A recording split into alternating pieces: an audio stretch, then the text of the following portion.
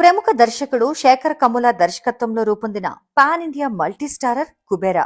ఈ చిత్రం గ్రాండ్ లెవెల్లో వరల్డ్ వైడ్ గా ఆడియన్స్ ముందుకు వస్తుంది. Tamil star Dhanush title role పోషించగా, Tollywood king Nagarjuna, national crush Rashmika కీలక పాత్రల్లో కనిపించనున్నారు. తన సినిమాల్లో సహజత్వానికి పెద్దపీట వేసే శేఖర్ కమ్ముల ఈసారి తన శైలికి భిన్నంగా ఈ సినిమాను భారీ బడ్జెట్ తో రూపొందించాడు. తన కంఫర్ట్ జోన్ ను దాటి భారీ సెట్స్, స్టార్లతో ఈ సినిమాని తెలుగు, తమిళం భాషల్లో తెరకెక్కించారు.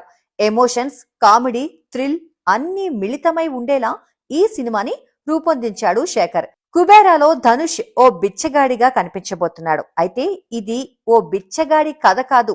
ఇది ఓ సాధారణ వ్యక్తి నుంచి విజయ శిఖరాలు చేరే under dog transformation story. Nagarjuna పాత్రకు స్టోరీలో సాలిడ్ ఇంపార్టెన్స్ ఉండబోతోంది. రష్మిక పాత్ర కూడా కథకు ఎంతో కీలకంగా ఉంటుంది.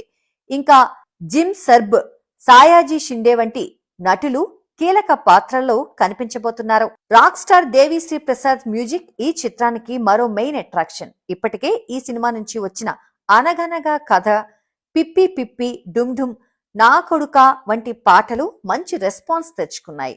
ఇక ట్రాన్స్ ఆఫ్ కుబేరాలో వినిపించిన నాది నాది నాదే ఈ లోకమంతా పాటైతే జనాల్లోకి బాగా వెళ్లిపోయింది. Sri Venkateswara cinemas LLP, Amigos Creations లపై సునీల్ నారంగ్, పుష్కర్ రామ్మోహన్ రావులు సంయుక్తంగా ఈ చిత్రాన్ని దాదాపు 120 కోట్ల బడ్జెట్ తో రూపొందించారు. ఈ సినిమాకి Niketh Bommi cinematography, Karthik Srinivas editing technical గా ప్లస్ పాయింట్స్.